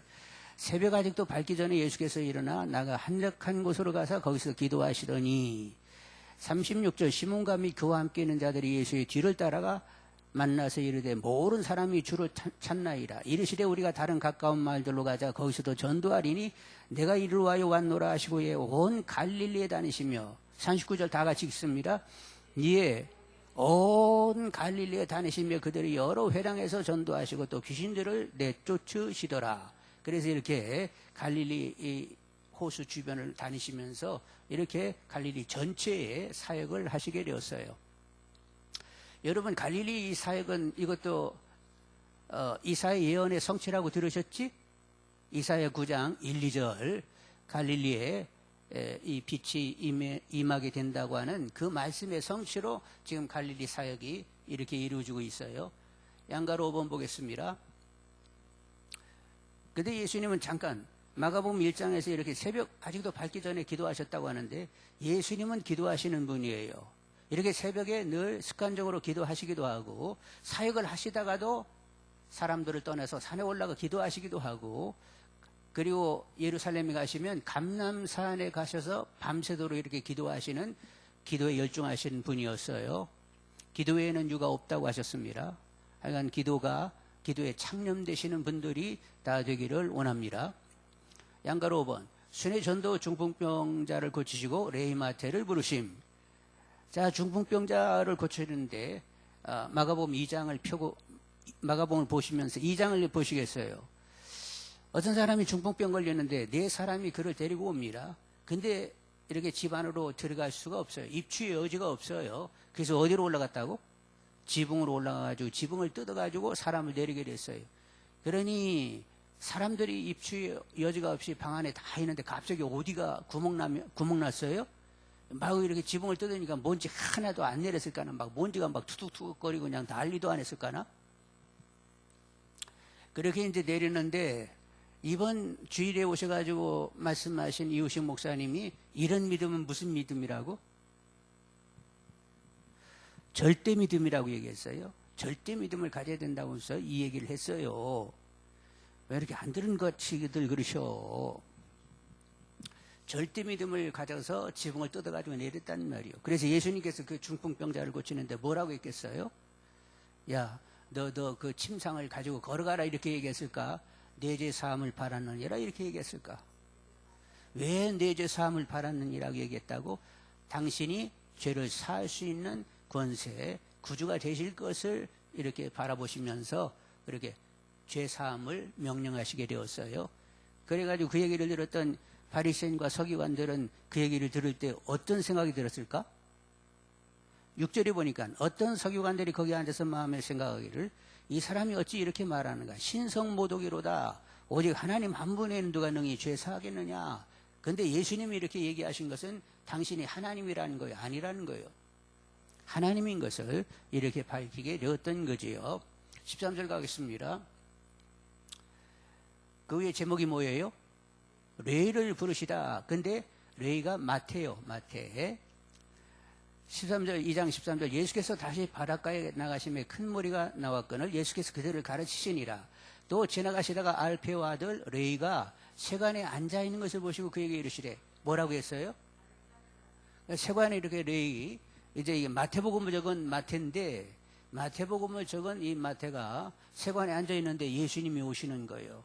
근데 이렇게 소문을 들어가지고 이미 그 예수님에 대해서 이 마태는 알고 있어요? 몰라요? 이미 잘 소문도 듣고 이렇게 하시는 일도 이렇게 봐서 잘 알고 있는데 갑자기 예수님이 나타나니까 그냥 이렇게 옆으로 이렇게 지나가시겠지 하고 이렇게 보고 있는데 그 양반이 계속 누구한테로 와? 자기한테 와가지고는 뭐라고 말씀하셨어? 나를 따르라. 그래가지고 놀래가지고 일어나가지고 그래서 이제 그날 저녁 자기 집에 모든 친구 세리들을 다 불렀어요. 그리고 잔치를 벌이고 나는 이제는 예수님을 따를 참이니까 그런 줄 알으라고 잔치를 벌이게 되었습니다. 그랬더니 거기 또 누가 나타나요? 16절. 바리새인의 서기관들이, 이 사람들은 늘 예수님을 이렇게 쫓아다니기는 하는데 이렇게 예수님을 인정하려고 쫓아다니는 거예요. 책 잡으려고 쫓아다니는 거예요. 책 잡으려고 쫓아다니는 그들, 어떻게 이렇게 이 세리들은 그 당시 누구와 같이 이렇게 여기냐면 창기 수준이라고 봤어요. 창기. 그래가지고 세리와 창기는 죄인들 해가지고 아주 이렇게 우습게 여겼거든요. 세리들이 하는 일이 뭐지요? 세금을 걷어가지고 로마에 바치는 일을 하는데, 건건이 이렇게 세금을 받아가지고 바치는 것이 아니라 연 얼마 할당량이 있으면 연 할당량을 먼저 바치는 거예요. 그리고 이제 알아서 거두는데 조금 모질라게 거둘까나 넘치게 거둘까나, 넘치게 거두다 보니까 저런 강도 매국놈, 이 나쁜 놈들 이러면서 너들은 창기 수준이다 이놈들 이러면서 이렇게 죄인 취급을 하고 있었단 말이에요. 근데 예수님이 17절에 뭐라고 말씀하셔? 예수께서 들으시고 그들이 이르시되, 다 같이 읽습니다. 건강한 자에게는 의사가 쓸데없고 병든 자, 나는 의인을 부르러 온 것이 아니라 죄인을 부르러 왔노라, 이렇게 말씀하시는 거예요. 근데 이 말이 나는 의인이 아니라 죄인을 부르러 왔다 하는 이 얘기가 서기관들에게는 전혀 들을 수 없는 거예요. 왜? 지금까지 구약에 내내 가르치면 율법을 행해서 의로워야 구원받는다고 생각을 했지요? 의로운 자가 구원받는데 왜 죄인들이 구원받는다고 이렇게 얘기하는 거야? 왜 죄인을 부르러 왔다고 얘기하는 거야? 이해가 돼요, 안 돼요? 율법을 잘 지켜가지고 의로워서 구원을 받아야 되는데, 예수님은 이제 의로운 자를 구원하러 오신 것이 아니고 누구를 구원하러 왔다고? 죄인을 구하러 왔다 오니까 이거 도대체 무슨 소리요? 이렇게 됐는데, 이제 22절 한번 가보겠습니다. 22절.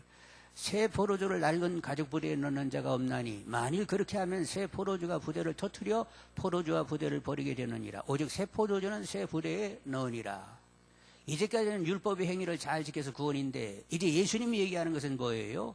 너희들은 율법을 준 것은 너희들이 죄가 있다는 것을 깨닫고 예수님께 나아가 은혜로 구원을 받게 하심이거든요. 그러니까 부대가 이게 새 것으로 바뀌고 있어요? 안 바뀌고 있어요? 옛 부대는 율법을 잘 지켜서 의로 구원받는다고 생각했는데, 지금 새 부대는 어떤 것? 율법은 죄를 깨닫게 해서 죄인인 것을 알게 하고 예수님의 십자가의 대속의 은총을 받아서 구원을 받게 된 것이라. 전에는 행위 구원이었는데 이제는 은혜의 구원이라고 부대가 바뀌게 됐어요. 근데 이 새 부대가 바뀌었는데 서기관들은 그걸 받을 수 있을까 없을까? 그걸 못 받고 그냥 날마다 옛날 그 흠 부대만 들고 있는 거예요. 그 예수님이 오셔가지고 지금 새 부대를 주고 있는 것입니다. 여러분들은 새 부대 받으셨어, 안 받으셨어? 응? 아니 받았잖아. 왜 안 받은 것처럼 그렇게 시침이 떼고도 그러셔? 아니 구약의 시대는 율법을 열심히 지켜야 구원받는다고 생각을 했어요. 근데 예수님이 와가지고 너희들이 의인이 돼야 구원받는다고 이렇게 얘기하시는 것이 아니라 나는 죄인들을 구하러 왔다고 하시면서 이제 흠 부대가 아니라 새 부대를 받아야 된다는 거예요. 율법의 행위로 구원받는 것이 아니라 이제는 그저 내가 죄인인 것을 깨닫고 은혜를 취함으로 구원받게 됐다는 거예요. 이런 말씀을 예수님이 하시게 됐는데, 하여간 들을 수 있는 귀들만 들을 수 있는 거예요. 성령이 역사하실 때 들을 수 있는 귀만 듣게 되는 것입니다. 그래서 이렇게 이제 전도를 하게 되었어요. 3번 봅니다. 중간에 여러분 쉬었어요, 안 쉬었어요? 아, 쉬었어요. 그러면 다행이고. 자, 큰 3번. 두 번째 6월절에 예루살렘으로 또 올라가신 베데스다 연못 사건. 이제 이렇게 갈릴리에서 4개월 정도의 갈릴리 1차 사역이 있었습니다. 근데 이제 공생애가 6월절이 가까이 다가오게 된 거예요. 그래서 중간 와이자 표이동 순간이다 이렇게 되어 있죠. 갈릴리에서 어디로? 유대 예루살렘. 갈릴리에서 유대 예루살렘. 와이자 표이동은 장소 이동인데 갈릴리에서 유대 예루살렘으로 옮기게 되었어요. 그 밑에 보면 자 이제 또 무슨 일이 생길까요? 베데스다 연못 사건입니다. 6월절에 예루살렘 올라가 38년 된 병자를 고치는 이런 사건이 생기게 되는데, 사건을 어떻게 우리가 해석을 해야 되는지 한번 보시겠습니다. 46쪽으로 가십니다. 46쪽. 46쪽에 와보니까 47쪽이 보이면서 마무리라고 써놓으니까 여러분 마음에 드시지요? 네. 자, 그럼 반가로 1번 보겠습니다. 베레스 연못에서 38년 병자를 고치셨다. 양가로 1번. 베레스 연못 사건의 배경인데, 일단 지금 예수님이 여기 베레스 연못에서 이렇게 병자를 고치는데 세례요한보다 더 유명해졌어요. 덜 해요 지금? 세례요한도 제법 굉장히 유명했었거든요. 근데 거기는 심판을 얘기하고 회개에 합당한 열매를 맺으라고 이 정도로 전했는데, 예수님은 어떻게 했다고? 하나님이 세상을 이처럼 사랑하사 독생자 예수를 주셨으니 저를 믿는 자마다 멸망치 않고 영생을 얻게 하려 함이라 하면서 당신이 하나님 아들이라고 하고, 그리고 나는 영생을 주려 왔다고 이렇게 얘기하니까 심판이 좋겠어요? 영생이 좋겠어요? 영생이 좋으니까. 그리고 많은 사역 가운데 세례요한이 베푸지 못한 각색 병등자를 고치고 많은 귀신을 쫓아내고, 이렇게 사역의 그 질도 굉장히 강력이잖아요. 그래서 사람들이 이제 다 예수님께 이렇게 집중되고 있었단 말이죠. 이런 때에 예수님이 전편에는 성전을 뒤집으면서 내가 이 집은 아버지의 집이라고 하면서 당신의 집, 아버지 집은 내 집이지요. 성전은 무엇 하는 것이요? 하나님이 자기 백성을 다스리기 위하여 임하시는 장소인데, 그런 장소, 하나님이 자기 백성을 다스리기 위하여 오신 자리인데, 아버지 집이 내 집이니까 당신은 누구요? 이스라엘 백성들을 진정으로 다스릴 왕은 누구라고? 바로 나다, 이렇게 선언하신 거예요. 그래서 유명해지셨지? 디아스포라들, 해외에 살고 있는 유대인들도 절기를 지키러 왔다가 이 나사렛 청년을 보고 나서는 도대체 저 청년이 누구인데 저렇게 겁대가리 없이 안나스 대스상에게 덤벼들지? 그래가지고 막 그때부터 이제 화제의 인물이 예수님이 되셔가지고 지금 이렇게 그렇게 한 벌써 이제 1년이 지났네요. 1년이 지나서도 여전히 유명한 예수님이셨어요. 그래서 이제 예수님이 나타나시게 되니까 사람들이 기다렸다가 이번에는 어떻게 좀 하는가 보자 하고 그 예수님을 보고자 했습니다. 그런데 양가로 2번 보겠습니다. 베레스다 연못 사건의 진상을 보게 되면 38년 된 중풍병자를 고치게 되는데, 그날이 무슨 날이었어요? 안식일 날 병을 고쳤어요. 그래서 안식일은 아무 일도 하지 말아야 되는데 병을 고친 것도 문제인데, 그리고 그 중풍병자가 누워있는 그 침상이라고 할까? 그것을 들고 가면 안식일에 뭐를 나르는 거예요? 짐을 나르는 것이 돼가지고 그건 일을 한 꼴이 되거든요. 근데 하여간 이런 일을 이제 예수님이 하게 한 거예요. 당신이 병을 고치고 짐을 나르게 했는데, 사람들이 이제 여러 가지 분분해질 수밖에 없는 것이, 안식일에 어떻게 중풍병이 나을 수 있을까? 안식일은 아무 일도 하지 말라고 이렇게 얘기했는데, 아니 안식일을 어겼는데도 질병이 고쳐진다? 이걸 어떻게 해석해야 돼? 하면서 이제 생각들이 분분하게 되었단 말이지요. 근데 예수님은 당신이 누구신 것을 밝히고 있어요.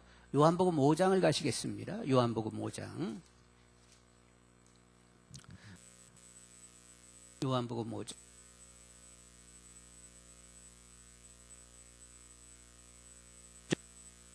요한복음 5장 9절 같이 읽어요. 그 사람이 곧 나와서 자리를 들고 걸어가니라. 이날은 무슨 일이요? 안식일. 그리고 10절 유대인들이 병 나은 사람에게 이르되, 야 안식일인데 내가 자리를 들고 가는 것이 옳지 아니하니라. 야 왜 이렇게 짐을 날라서 안식일에? 그런데 나를 낫게 하신 분이 가져가라고 난 가는디? 그랬는데 예수님이 그 사람을 만나 주시고는 더 심한 것이 생기지 않도록 죄를 범하지 말라. 14절에 더 심한 것이 생기지 않도록 죄를 범하지 말라 그랬더니, 알고 보니까 예수님이 자기를 고쳤잖아요. 그래서 쪼르륵 가가지고 15절에 나를 고친 사람은 예수라고 했어요. 그래서 16절에 그러므로 안식일에 이러한 일을 행하신다 하여 유대인들이 예수를 박해하게 된지라. 자, 그래서 이제 반가로 2번 보시게 되는데 이 사건을 통해 예수님은 무엇을 드러내고 싶으신가? 당신이 안식일의 주인이라는 거예요. 안식일의 주인.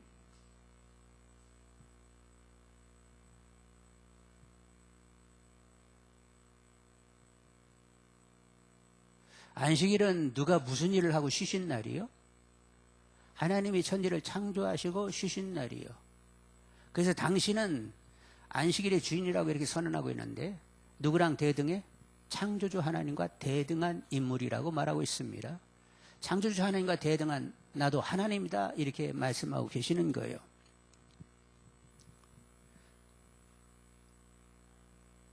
그리고 당신은 하나님의 사랑하는 아들이라고 이제 읽다 보면 당신은 하나님의 사랑하는 아들이라고 얘기합니다. 그러면서 어디까지 얘기하냐면 당신은 심판하시며 또 구원하실 분이라고까지 밝히세요. 이런 수준으로 이렇게 밝히면 그 당시 사람들이 예수님 보고 저거 미쳤지 저거 죽여버려야 돼 이러고 덤벼들고서 안 들겠어? 예수님하고 저하고 비교를 하면 누가 잘생긴 것 같아요? 네? 호 목사님하고 예수님하고 비교하면 누가 잘생겼어? 호 목사님이 잘생겼어요? 왜 그런 줄 아세요? 이사야 53장에 그분은 외모도 변변치 않고 흠모할 것이 하나도 없는 분이었어요. 사람 눈에 띄는 사람이 아니었어요. 하나님은 속 중심을 보시기 때문에 당신 아들을 만들 때 사람들이 눈에 띄고 외모가 막 뻔듯하고 막 잘생기고 어디 호감이 있고 이런 게 아니라 별로 시선이 가지 않는 예수님이었어요. 아니 그런데 그런 친구가 그냥 중풍병자 고쳐놓고 내가 막 하나님과 함께 일한다고 했었고 막 내가 안식일의 주인이라고 했었고 나는 하나님의 아들이라고 했었고 나는 거기다 그냥 끝머리 심판하면서 구원까지 하느니라고 하면 돌에 맞아도 몇 번 맞아야 돼? 응? 돌무더기에 쌓여가지고 죽어야지. 서기관들이 볼 때는 그런 사람이었어요. 자, 그러면 예수님의 자정적인 내가 누구냐고 이렇게 얘기하시는 것을 여러분 직접 보셔야 되겠는데 17절 보시겠어요? 17절 5장 17절 예수께서 그들에게 이르시되 내 아버지께서 이제까지 일하시니 나도 일한다. 18절 유대인들이 이로 말미암아 더욱 예수를 죽이고자 하니 이는 안식일을 범할 뿐 아니라 하나님을 자기의 친아버지라 하여 자기를 하나님과 동등으로 삼음이라. 아버지 일하면 나도 일한다고 하면서 하나님과 동등이라고 이렇게 얘기하니까 죽이려고 했는데 어떻게 죽여? 더욱 죽이려고 했어요. 그리고 19절 봅니다. 같이 읽습니다. 그러므로 예수께서 그들에게 이르시되 내가 진실로 진실로 너희에게 이르노니 아들이 아버지께서 하시는 일을 보지 않고는 아무것도 스스로 할 수 없나니 아버지께서 행하시는 그것을 아들도 그와 같이 행하느니라. 아버지와 똑같이 행하는 당신이라는 거예요. 20절 아버지께서 아들을 사랑하사 자기가 행하시는 것을 다 아들에게 보이시고 또 그보다 더 큰 일을 보이사 너로 놀랍게 여기게 하시리라. 그러면서 놀라운 일이 뭐냐면 21, 22절 계속 있습니다.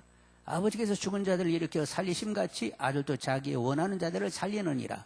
아버지께서 아무도 심판하지 아니하시고 심판을 다 아들에게 맡기셨으니 이제 심판은 누가 한다는 거예요? 여기 눈에 보이는 나사렛 청년이 이제 앞으로 심판하신다는 거예요.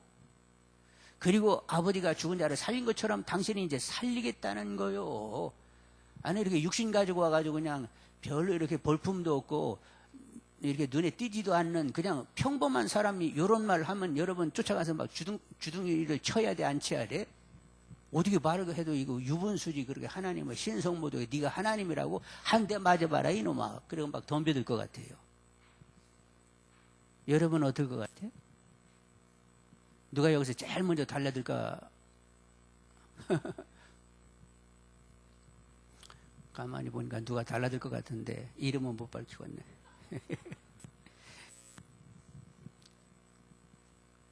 이렇게 엄청난 이야기를 막 쏟아놓으시게 되었어요. 23절 읽겠습니다. 이는 모든 사람으로 아버지를 공경하는 것 같이 아들을 공경하게 하려 하심이라. 이들은 공경하지 아니하는 자는 그를 보내신 아버지도 공경하지 아니하느니라. 당신 공경하라고 이렇게 얘기했는데 이 개 중에는 누군가는 공경했을 거예요. 근데 다수는 공경치 못하고 죽여야 된다고 생각을 했지요. 24절. 내가 진실로 진실로 너에게 이르노니 내 말을 듣고 또 나 보내신 이를 믿는 자는 영생을 얻었고 심판에 이르지 아니하나니 사망에서 생명으로 옮겼느니라. 하여간 예수를 믿으면 사망 아니고 생명을 받게 되지요. 여러분 다 생명 받으셨지? 예수님 뭐라고 했어요? 나는 길이요 진리요 생명이라.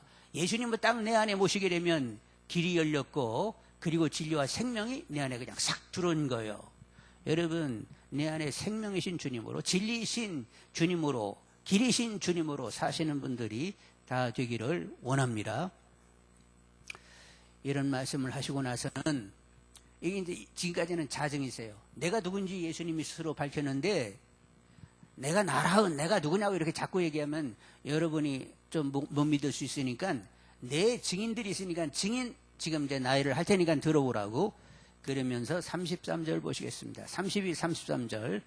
나를 위하여 증언하시는 이가 따로 있으니 나를 위하여 증언하시는 이는 그 증언이 참인 줄 아노라.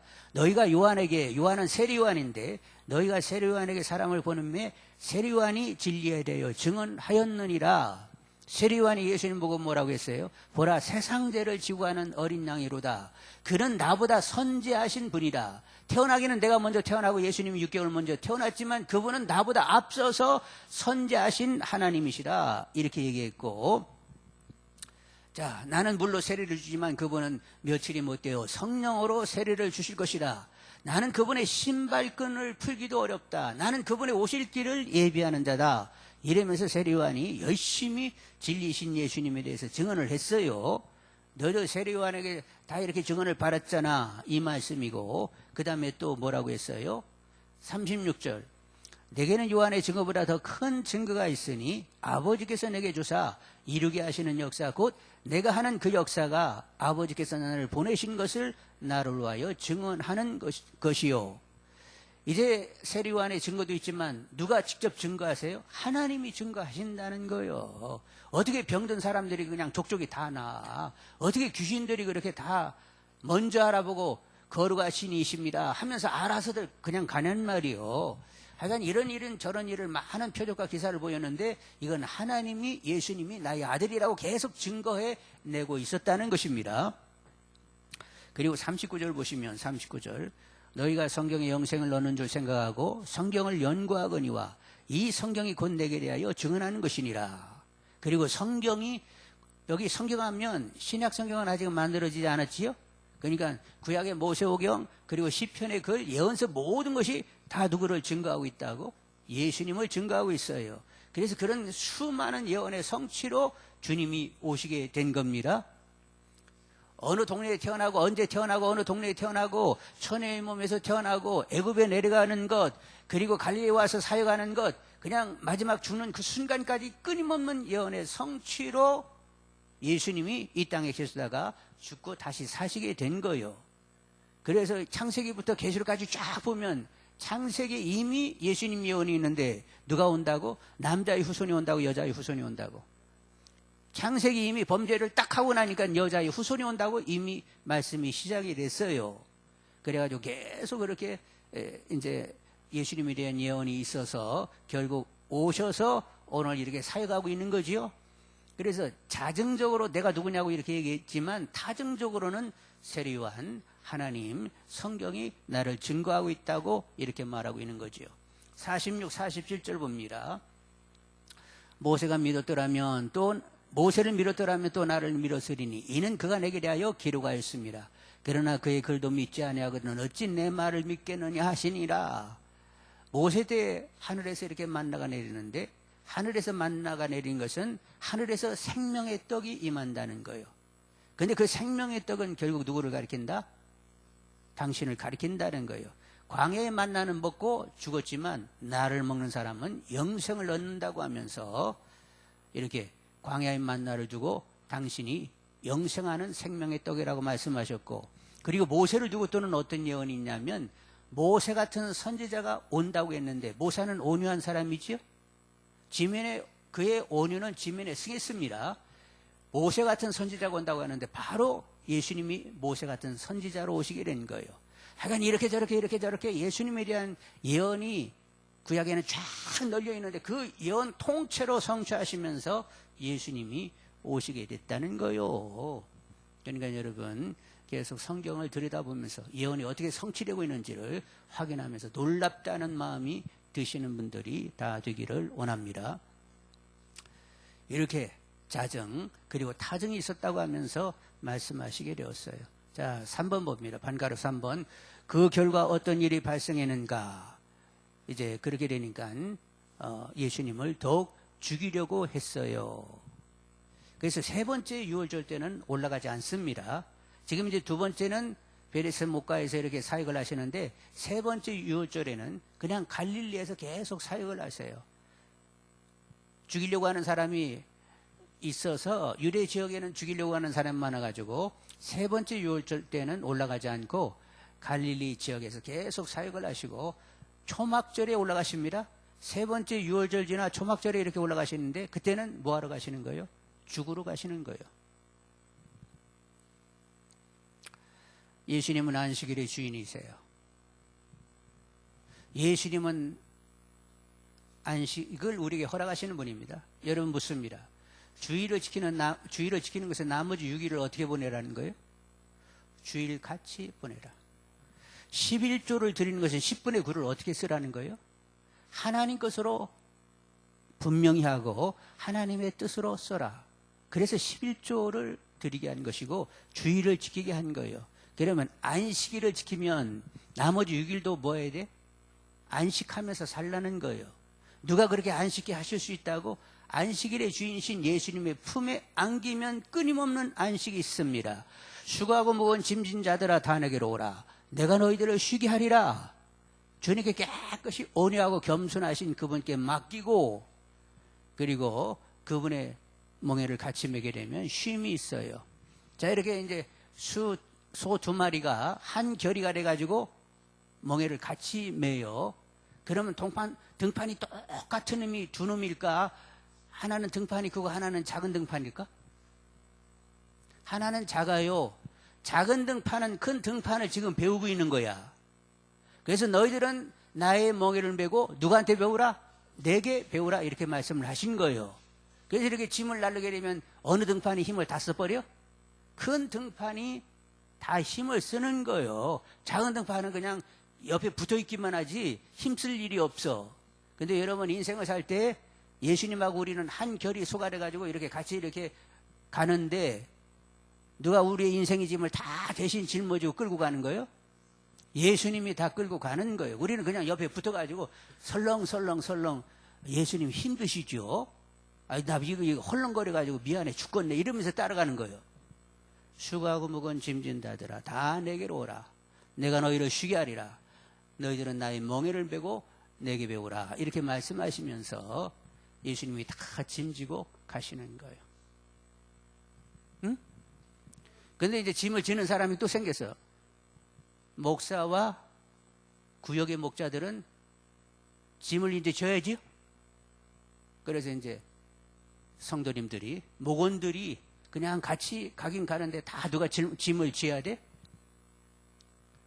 목사들이 아니면 구역교사가 짐지고 이렇게 목원들을 성도님들을 편케하면서 가야 되겠지요. 일단 예수님은 평강케 하시는 분입니다. 자유케 하시는 분이요. 쉼을 주시는 분이요. 그분이 진정 내 삶의 안식일의 주인이 되시는 분이요. 그분께 맡겨서 평강과 안식이 자유와 기쁨이 넘치는 분들이 다 되기를 원합니다. 자, 이제 마무리 보겠어요. 마무리. 같이 읽습니다. 갈릴리 첫 사역을 성공적으로 마무리하시고 다시 예루살렘의 얼굴을 비친 예수님은 또 유대 신학자들 중심부에 불을 던지셨습니다. 안식일의 주인이라신 것입니다. 지난 6월절에는 예루살렘 성전을 헐어버리라고 하면서 내가 사흘 동안 지을 수 있다고 하더니 이번 6월절에는 안식일에 38년 된 중풍병자를 고치더니 내가 안식일의 주인이라니 그들을 간과합니다. 그는 스스로 하나님이라고 주장하고 있다는 사실을 말도 되지 않은 주장을 하는 나사렛 예수. 그런데 감히 범접할 수 없는 위험과 이적과 가르침의 민중들은 와와 그를 따르고 있으니 예수 그는 정말 난공불락의 신비로운 바위 같은 존재였습니다. 세리온은 감옥에 갇혀 일단락 지어졌지만 이제는 예수였습니다. 그가 새로운 동풍을 일으키는데 사람으로서는 할 수 없는 일들을 하니 손대기도 어렵습니다. 그들은 더 이상 예수는 누구인가에 대해 고민하지 않습니다. 그들은 결론을 내렸습니다. 제거하자. 오늘 제가 늦게 된 것은 죄송하지만 어느 목사님이 면직이 됐어요. 이렇게 행정 처리를 잘했어야 되는데 이렇게 노예 때 기본 해야 할 행정 처리가 못 돼가지고 면직이 됐어요. 목사 면직. 그래서 그분은 이제 복권해야 되는데 행정적인 절차를 밟아야 되는데 그분이 한때 우리 교회에 부목사에 적을 두고 있었거든요. 그래서 우리가 이렇게 우리 교회에서 복권을 해줘야 이제 다른 노예로 옮겨갈 수 있어가지고 마침 그때 상담한 그 가고 나면 얼마나 살았다고? 1만 5천에서 한 2만 정도 살았습니다. 그리고 거기는 굉장히 교통의 요충지가 되는 거예요. 그래서 예수님이 가고 나면 와가지고 사역을 하시게 되었는데 그때 제자들은 파트타임이었습니다. 그래서 그들이 풀타임으로 4사람이 먼저 뽑히는 거예요. 4사람이. 그리고 조금 있다가 마태가 뽑혔지요? 한꺼번에 이렇게 확 들어오는 것이 아니라 4사람, 그리고 세관에 앉아있는 마태, 그리고 시간이 지나서 세 번째 안식일 때는, 세 번째 유월절 때는 올라가지 않았다고 했지요? 그 즈음에 세리요한이 참수당합니다. 세 번째 때에. 그 바로 직전에 12명이 이제 완전히 그때 확정이 되는 거예요. 그래서 성경에 보면 갈릴리 호수에서 그냥 금방금방 이렇게 확정이 되는가 보다 하는데 아니고 처음에는 5명을 어디서 만나? 요단 동편 베레에서 만났다. 그리고 이제 풀타임으로 4명이 뽑혔다. 그리고 세관에 앉아있는 마태를 불렀다. 그리고 나중에 12명 제대로 다 총으로 들어오게 되었다. 그래서 이제 갈릴리 계시면서 이제 풀타임 사역자로 그들을 부르게 되는데 이 베드로의 장모가 고침받고 그 집 앞에서 많은 사람들이 이렇게 병을 고치게 되었지요. 그 다음날 새벽 5일에 몇 명이 한적한 곳에서 기도하실 때 사람들이 몰려오게 되었고 내가 다른 마을에도 전도해야 된다고 하면서 갈릴리를 전체를 다니면서 전도하시게 되었습니다. 그렇게 4개월 전도하시고 또 두 번째 6월절이래 가지고 예루살렘에 올라가서 베스다 연못가에서 38년 된 중풍병자를 고치시고 당신이 안식일의 주인이라고 하면서 자증적으로 뭐라고 말씀하세요? 하나님이 일하시면 나도 일한다. 나는 하나님의 참 아들이다. 그리고 너희들 놀라지 말라. 나는 심판하기도 하고 구원하도록 하나님 모든 것을 나에게 위임했다. 근데 나의 자증만 들으면 서운하겠지? 세리요한도 그리고 하나님도 그리고 성경도 나를 증거하고 있는 것이다. 이렇게 얘기를 했는데 사람들이 들으면서 누군가는 그렇다 이렇게 인정이 가는 사람도 있었겠지만 바리새파 서기관 사람들은 저거 죽여야 되겠네 이런 마음이 점점 커지게 되었어요. 그런데 여러분 한 가지 놓치지 말아야 될 것은 예수님이 이렇게 오시게 된 것은 다 예언의 성취로 오시게 된 거예요. 그래서 그분을 우리는 신뢰할 수 있습니다. 자, 우리 또 오늘 배운 거 가지고 나누는 시간 갖도록 하겠습니다. 이 시간이 제일 그래도 이게 심화되는 시간이더라고. 그러니까 한번 서로 얼굴 보면서 나누도록 하겠어요. 누구부터 얘기해 줄까? 오용화 권사님.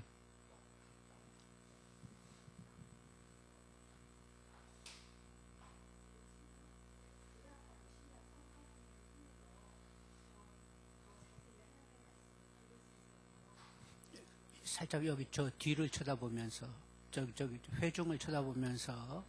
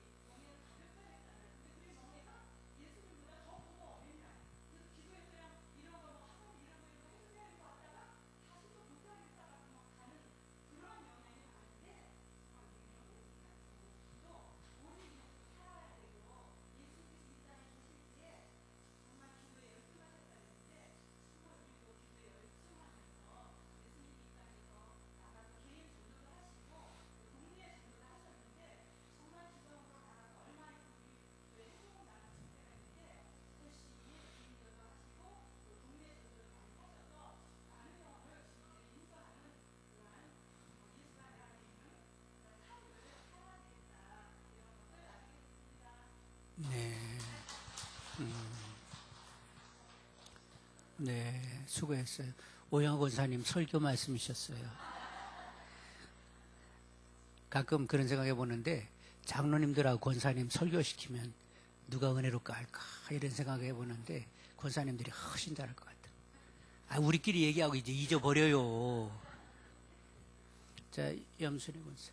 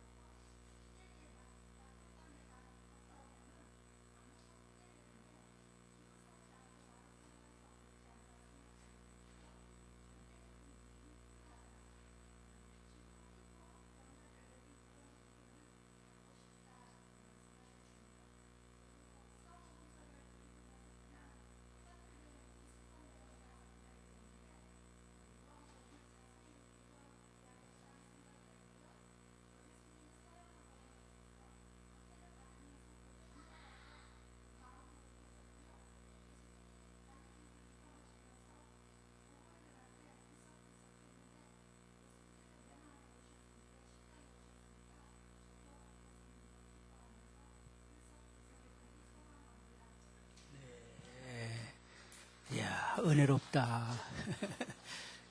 예수님이 여러분 안에 오셔서 막 심령이 막 들썩들썩 하시지? 그래, 또 뒤에 복순 씨.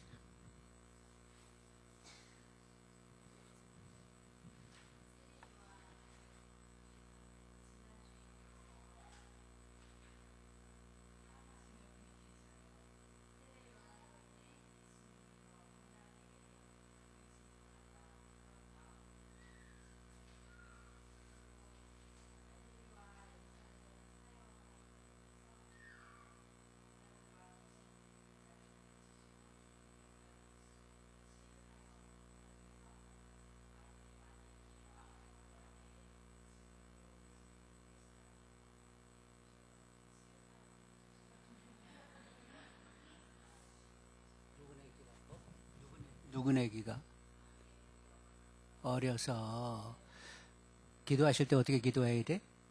내 안에 오신 주님, 내 안에 오신 주님이 제가 이렇게 손은 대지만 내 손 아니고 내 안에 오신 주님이 손 대세요.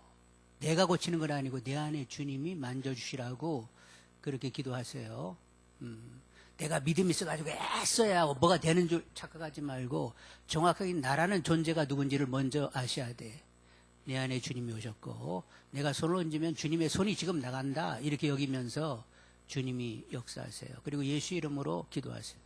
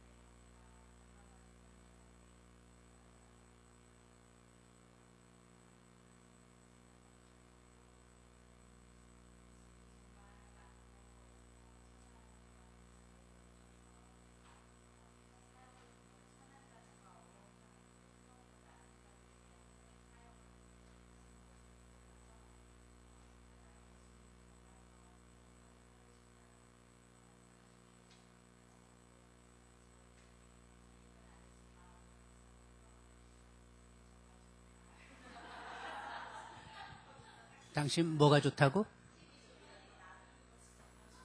이렇게 같이 나누는 시간이 좋다. 이 시간 없으면 정말로 이 성경 공부는 의미가 없어요. 이 시간이 가장 결정적이에요.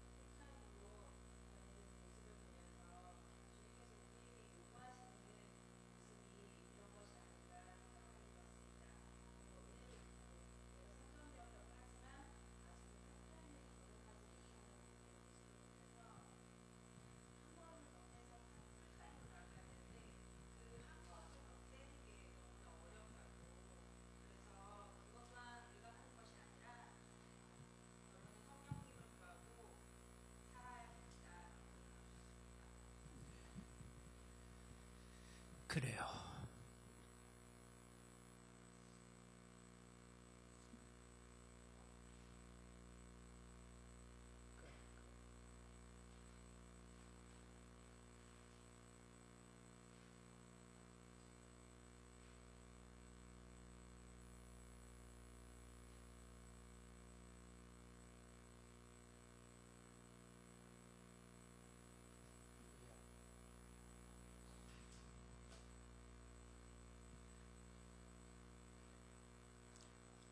우리 지도 한번 보겠습니다. 베레아가 어디 있어요? 요단 동편이라고 했죠? 여러분 잘 보이시는지 모르겠는데 베레아 이렇게 선을 한번 그어 보겠습니다. 자, 이렇게 베레아가 여기 있어요. 여기 베레아가 여기 있다는 거 사해 우회에 갈릴리 아래에 베레아. 대충 베레아라고 하니까 여기가 베레아예요. 여기가. 예? 예. 그러니까 대충 베레아가 어디쯤이라는 것은 이렇게 감을 잡으면서 따라오시면 되겠어요. 그러니까 이런 시간에 이렇게 여러분 자리 있다는 것도 은혜인 줄 아십시다. 예. 같이 이렇게 말씀을 들여다보고 같이 생각하고 나눌 수 있는 이 환경도 은혜로워요. 어떤 모임에 있는데 그 교회는 저희 교회보다 작지는 않을 것이에요. 그런데 우리 성경 공부한다고 그러니까 이 성도님들이 모여? 요즘은 모이는 게 너무 힘든 거예요. 모이는 게 힘들어. 그래서 성경 공부하고 싶어도 못하는 경우들이 많거든요. 그리고 이제 편의주의로 가다 보니까 구역 예배도 있어 없어? 없어. 없지. 성경 공부 못하지. 그러면 주일 와가지고 한 시간 하고는 한 주간이 가는 거예요. 이래가지고는 좀 왠지 염려스럽잖아요. 하여간 우리 더 열심히 낼 수 있기를 원합니다. 그래서 하여간 이런 모임이 있으면 계속 참여하셔야 되겠고, 또 이제 이시연 목사님은 그렇게 또 뭐지 저거? 응? 마도와이스. 그런 또 성역 공부 있어가지고 여러분 해보시는 건 상당히 유익이 있잖아요. 그래서 또 다음에 이제 남자분들이 하도 이렇게 좀 이렇게 자극을 못 받아가지고 남자분들을 어떻게 자극할까 지금 연구 중에 있습니다. 그래서 조만간 남자들 붙들고 할 테니까 여러분들 남편 당신 거기는 꼭 가. 내가 잔소리 안 할 테니까 해가지고 보내주세요. 아셨지? 그래서 이건 남자분들도 계속 성경 공부를 같이 해야 이게 가정이 제대로 세워지게 되거든요. 그래서 앞으로 남자분들 모여 그러면 여러분들이 막 적극적으로 참여하도록 그렇게 도움을 줬으면 좋겠어요. 잠깐 기도하겠습니다.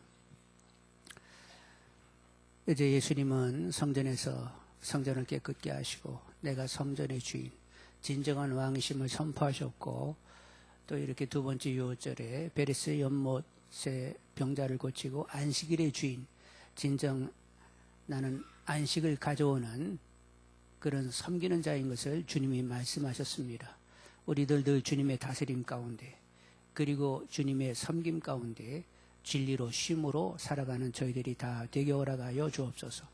사랑하는 가정의 모든 연약함, 질병들 깨끗이 거두시고 모든 필요를 공급하시고 또 하나님을 잘 믿을 수 있도록 마음 눈이 계속 밝아지게 허락하여 주옵소서. 예수님의 이름으로 기도드리옵나이다. 아멘. 수고하셨어요.